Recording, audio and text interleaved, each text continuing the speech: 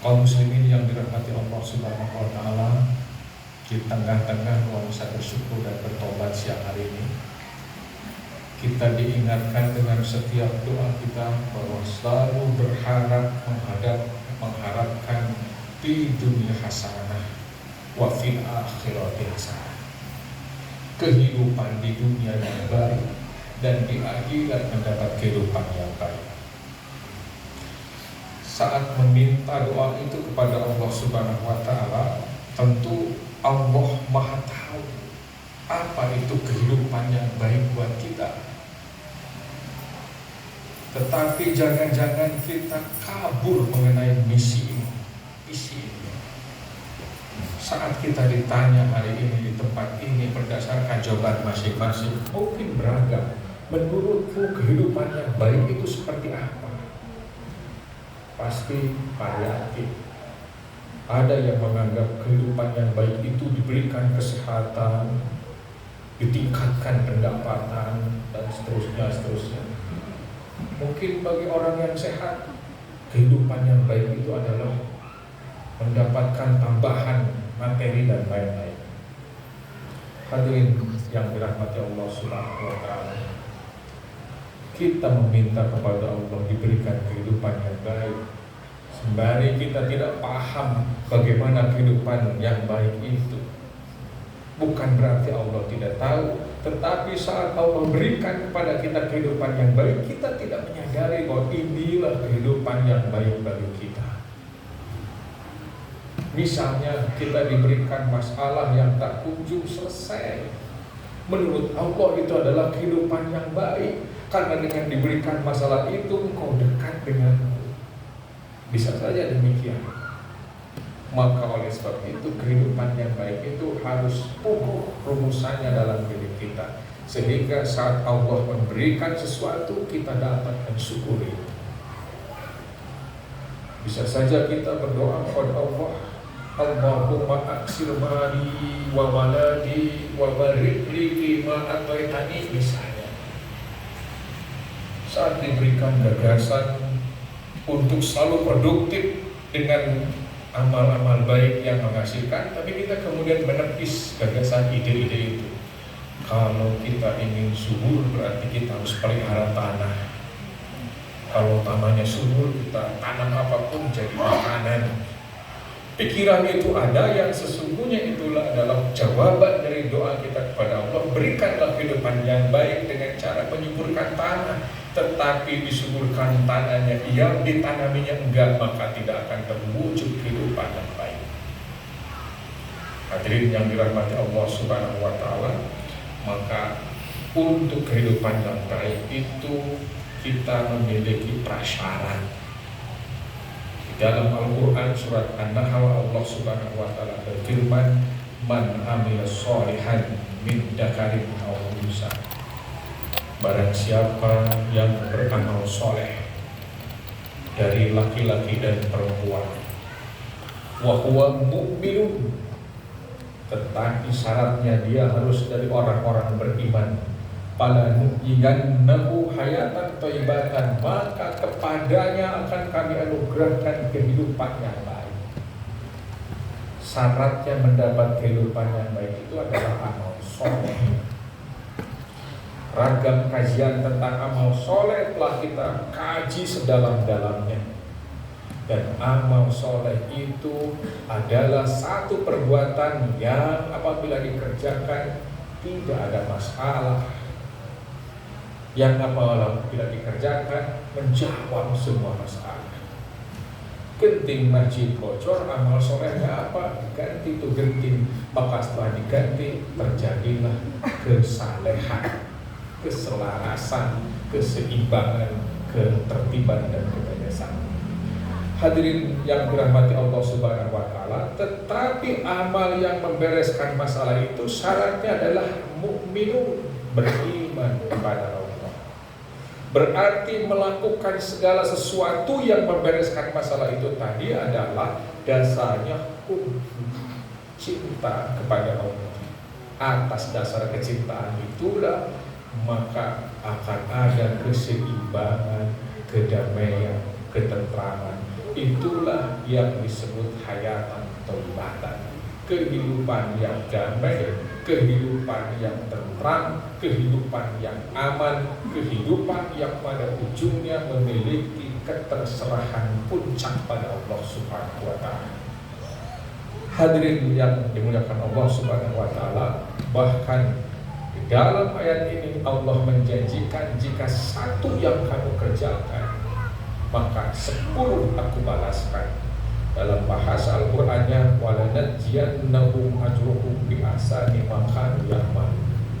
Niscaya aku akan memberikan pahala lebih besar daripada kebaikan yang mereka kerjakan.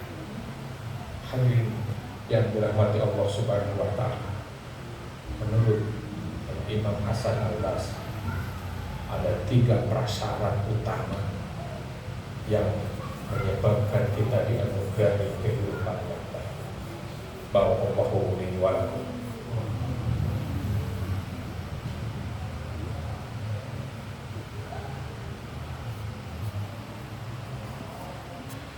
Hamdan wa syukran lillah alladzi an'ama 'alaina bi ni'matil iman wal islam.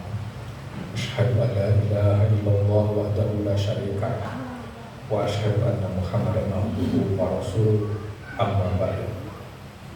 Qala Rasulullah sallallahu alaihi wasallam, "Adumun nasa ajrun bis sholati ab'adukum mamsa wa ladina yattabi'u sholata hatta yusalliha ma'al imami abdumu ajrun." Al-hadis. Hadirin yang dirahmati Allah Subhanahu wa Ta'ala, substansi dari khutbah Jumat yang disampaikan pada siang hari ini adalah wasiat takwa. Tawassau bit taqwa, berwasiat pada diri sendiri dan jamaah untuk menjadi orang bertakwa. Untuk mencapai takwa itu banyak jalan kebaikan yang disediakan Allah. Salah satunya kita dengan memahamkan diri pada bagaimana kita mendapatkan kehidupan yang baik. Di khutbah yang pertama tadi disebutkan bahwa ada 3 jalan untuk mendapatkan kehidupan yang baik. Yang pertama adalah rizqon thayyibah, kita dianugerahkan rezeki yang baik. Al-Quran surat Al-Hajj 50, Allah Subhanahu wa Ta'ala berfirman, "Alladzina amanu wa 'amilus sholihati lahum maghfiratun wa rizqun karim." Orang-orang yang beriman dan beramal soleh, bagi mereka adalah ampunan dan rezeki yang mulia. Ada 2 poin. Yang pertama di dalam Quran surat An-Nahl, mereka yang akan dinugerahkan kehidupan yang baik itu adalah man 'amilas sholihan. Kemudian Quran surat Al-Hajj 50, mereka yang akan mendapatkan kehidupan yang baik itu adalah rizqon thayyiban. Tetapi syaratnya alladzina amanu wa 'amilus sholihati lahum maghfiratun wa rizqun karim. Mereka yang beramal soleh, beriman dan beramal soleh akan dianugerahi pengampunan dan rezeki yang mulia dan memuliakan. Yang kedua adalah qanaah. Qanaah ini adalah kesyukuran, rasa rumasa, bersyukur kepada Allah atas apa yang diberikan kepada Allah, dari Allah pada kita, apapun bentuknya. Warḍa bima qasama Allah, ridho terhadap apa yang Allah berikan. Dan di dalam hadis itu, warḍa bima qasama Allah takun agnan nas. Kalau ada la'ala dengan takun, itu perbedaannya terletak pada kalau la'allakum tattaqun, niscaya engkau akan menjadi, kita yang memproses. Tetapi kalau sudah kun, berarti Allah yang membuat, Allah yang memberikan.